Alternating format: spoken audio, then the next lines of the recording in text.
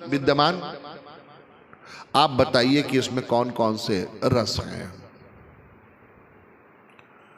गोस्वामी जी ने कहा, लगता है आपने मेरे ग्रंथ का साहित्यिक दृष्टि से अध्ययन किया, वरना उसमें आपको साहित्य के 9 रस नहीं दिखाई देते, बोल कि रस विशेष सबमिट करके एक रस विशेष में हो गए होते समाहित सारे रस।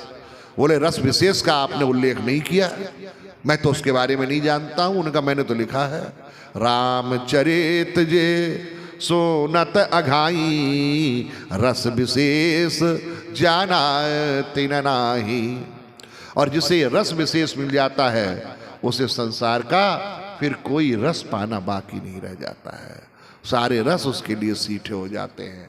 आज अहिल्या इसी रस को पा करके गई पतिलोक आनंद भरी, आनंद भरी है। जिसमें भगवान ने अहिल्या का उद्धार किया, देवता आए, फूलों की वर्षा हुई, ऋषिगण आ गए, साधु साधु कहने लगे, बहुत महत्वपूर्ण काम हुआ।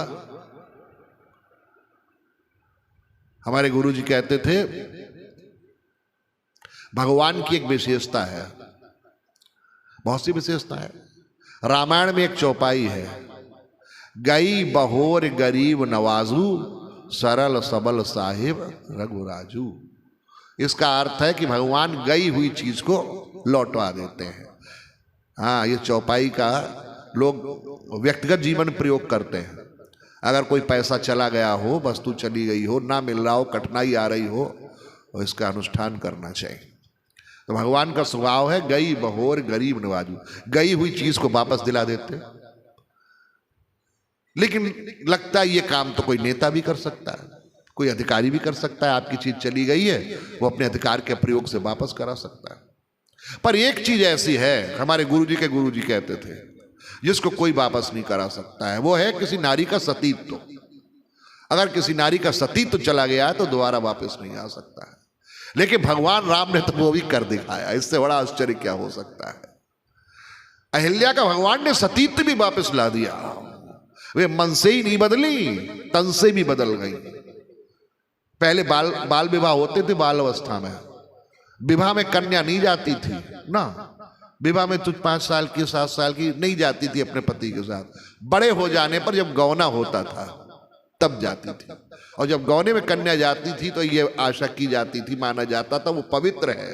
और गोस्वामी कवितावली में लिख रहे हैं, गौतम ऋषि आए और अहिल्या को लेकर के गए, और कैसे लेकर के, कितने आनंद के साथ। बोले गौतम सिधारे ग्रह गौनो सोलवाए के, इतने आनंद के साथ जा रहे हैं जैसे गौना करा करके। अब ये तो बहुत ही कठिन है, सतीत्व को भगवान ने वापस ला दिया। कैसे विलक्षणवाद, बदल गई अहिल्या, तनी नहीं मन, सब कुछ बदल गया। इसलिए अहिल्या पर जो भगवान ने कृपा की है वो साधारण कृपा नहीं है। अहिल्या का उद्धार करने के बाद ही भगवान की ख्याति हुई। भगवान का नाम पतित पावन पड़ाई तब जब भगवान ने अहिल्या का उद्धार कर दिया। अहिल्या का उद्धार किया तभी भगवान पतित पावन बने, तभी भगवान का नाम पतित पावन हुआ। आप कल्पना करो, वो स्त्री जिसके महल में कोई पैर नहीं रखता था, जिसके पति ने त्याग दिया, जिसके पुत्र ने त्याग दिया, जिसकी पुत्री ने त्याग दिया। गोस्वामी कहते हैं, खगमृग जीव जंतु तहा नहीं, खग मृग जीव जंतुओं ने उस देवी का त्याग कर दिया। कोई जाने का साहस नहीं करता, उस युग में ऐसा रहा होगा।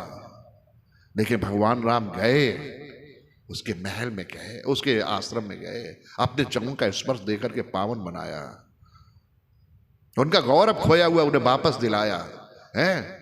इसलिए वाल्मीकि रामायण में लगता है सब योजना से हुआ था।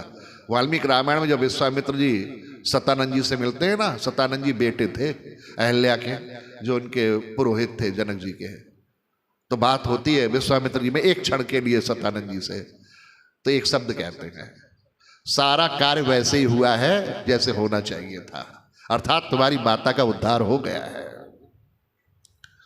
तो हम आपसे कह रहे हैं, जिसका सबने त्याग कर दिया हो, भगवान ने जाकर के उसे पावन बनाया। विश्वामित्र जी ने कहा, राम प्रसन्नता ना रही गुरुदेव की, कर रघुपति तो तुम हो ही।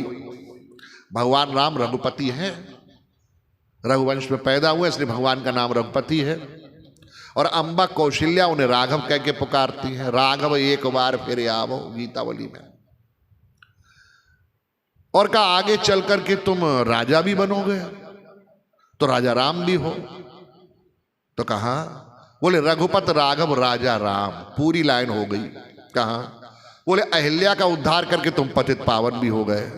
भगवान ने कहा, बोले आगे बढ़ो, सीताराम हम बनाए देते हैं। पूरी लाइन हो जाएगी, रघुपत राघव राजा राम, पतित पावन सीताराम।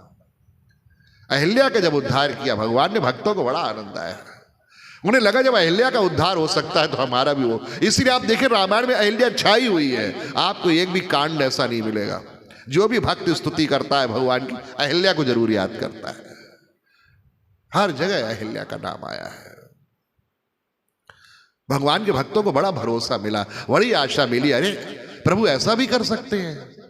अहिल्या का भी अग दूर करके और घर से जाकर के बिना किसी साधना के ऐसी कृपा हो सकती है तो हमारे ऊपर भी हो सकती है। इसलिए भक्त ने गोस्वामी जी महाराज से पूछा, बोले आप कहते हो भगवान के चरण कमल हैं, तो कमल तो किसी सरोवर में रहते हैं, भगवान के चरण किस सरोवर में रहते हैं? चरण कमल। तो गोस्वामी जी महाराज कहते हैं, ये पद सरोज मनोज अरि उर सर सदैव विराजहि। भगवान के जो चरण कमल हैं वो शंकर जी के हृदय रूपी मान सरोवर में रहते हैं। तब तो भक्त डर गया। उसने कहा इसका मतलब तो ये है, हम चरण कमलों को हृदय में लाना चाहे तो हम शंकर जी बने, पहले काम को भस्म करें, मार है तब कहीं आए। ये चरण कमल हमें तो मिलने से रहे, हमें ना मिलेंगे ये चरण कमल। गोस्वामी ने कहा डरो मत। कहा क्यों? बोलिए शंकर जी के हृदय रूपी मान सरोवर में ही नहीं रहते हैं, इनकी और विशेषता है। कहा क्या? बोले जे परस मुन बनता लही गत रही गत जो पातक मई। ये तो कामग्रस्ता अहिल्या के पास भी पहुंच जाते हैं। अगर शंकर जी के पास ही रहते तो शायद हम लोगों की पहुंच ना बनती, लेकिन ये तो अहिल्या के पास भी पहुंचे। इसलिए अहिल्या को प्राप्त हो सकते हैं तो हमें भी प्राप्त हो सकते हैं। कृपा का मार्ग अनूठा मार्ग है। इसलिए जब गोस्वामी जी महाराज से पूछा गया, बोले आप किस मार्ग से भगवान के पास गए? तो गोस्वामी जी ने कहा हम तो चौराहे पे बैठे हुए हैं। कहा चौराहे पे बैठे हुए? मार्ग तो तीन है, ज्ञान मार्ग, भक्ति मार्ग, कर्म मार्ग। चौराहा कहां से आ गया? गोस्वामी जी ने कहा एक मार्ग और है। क्या कौन सा? बोले कृपा का मार्ग। अब चौराहा बन गया, ज्ञान भक्ति कर्म और कृपा। तो कहा अच्छा, तो आप कृपा के मार्ग से जा रहे होंगे। बोले नहीं हम जा नहीं रहे हैं। बोले फिर? बोले हम चौराहे पे बैठे हुए हैं। अब तो लोगों को और भी आश्चर्य लगा, ये आप क्या कह रहे हैं? ज्ञानी जो है वो ज्ञान के मार्ग से जा रहा है, कर्मकांडी कर्म के मार्ग से जा रहा है, भक्त भक्ति के मार्ग से आप भी जाइए ना, आप बैठे बैठे क्या कर रहे हैं? तो गोस्वामी विनय पत्रिका में कहते हैं मैं चौराहे पे बैठा हुआ क्या कर रहा हूं? बोले कृपा ही को पंथ चितवत हूं दिन रात। मैं कृपा वाले रास्ते की ओर देख रहा हूं। अरे देख क्या रहे हो? आगे जाइए ना। बोले नहीं मैं नहीं जाऊंगा। कहा क्यों? बोले कृपा वाले रास्ते में भक्त के द्वारा जाया नहीं जाता, भगवान के द्वारा आया जाता है। मैं प्रतीक्षा कर रहा हूं कब आओगे और कब मुझे निहाल करोगे। तो भगवान की कृपा पर भक्त का भरोसा होता है। कृपा किसी साधन के द्वारा प्राप्त नहीं होती है ना, कृपा अकारण ही होती है। भरत जी महाराज को अपने प्रभु की इस कृपा पर बहुत बड़ा भरोसा है, बहुत बड़ा भरोसा है भरत जी को। इसीलिए तो जब चारों भाई छोटे थे खेलने जाते थे सरयू के किनारे, अब भगवान राम कहते मेरी ओर से कौन रहेगा? तो लक्ष्मण जी दौड़ते हुए आ जाते, हम खेलेंगे या तो आपकी तरफ से खेलेंगे वरना खेलेंगे ही नहीं। तो लोगों को लगता लक्ष्मण जी कितने प्रेमी हैं, और जगह की तो बात क्या, खेल में भी अपने राम के विरोध में नहीं जा सकते हैं। अगर भरत जी भी कहते मैं खेलूंगा तो आपकी ओर से खेलूंगा वरना नहीं खेलूंगा तो माना जाता भरत का भी प्रेम उतावला। पर भरत जी की भूमिका उल्टी। भरत जी तो नीचे सर कर खड़े हो गए, मानो उनकी मांग थी आप कहें तो आपके विरोधी दल का लीडर मैं बन जाता हूं। आपको लगता है भरत में कम प्रेम है? ना, दोनों की मान्यता अलग अलग है। लक्ष्मण की मान्यता है कि प्रभु राम मेरे हैं, इन्हें मेरी योजना से चलना चाहिए, और भरत की मान्यता है मैं प्रभु राम का हूं, मुझे राम जी की योजना से चलना चाहिए। राम का खेल पूरा हो, राम की कीड़ा पूरी हो, राम को आनंद आए, उसके लिए भले ही मेरी निंदा हो या आलोचना हो।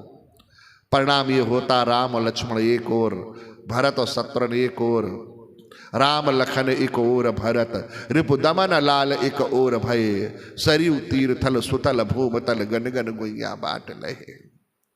और खेल शुरू हुआ। आप कबड्डी में तो कुछ कहते कहते जाते हैं। अब आए राम जी, भरत वो जो था भरत जी आए, राम राम कहते हुए छू करके चले गए। लक्ष्मण जी ने कहा आप तो ऐसे खेलते हैं, खेलना ही नहीं जानते, आप ही वापस लाइए पॉइंट। खड़े रहते हैं। और फिर गए, राम जी भी गए। भरत भरत भरत कहते हुए, अब भरत जी तो चढ़ पकड़ने में बड़े कुशल थे, उन्हें चढ़ पकड़ लिया। अब राम जी खड़े रह गए। लक्ष्मण जी ने खड़े खड़े मुंह क्या देख रहे, आओ ना आओ। अरे का इसने हमारा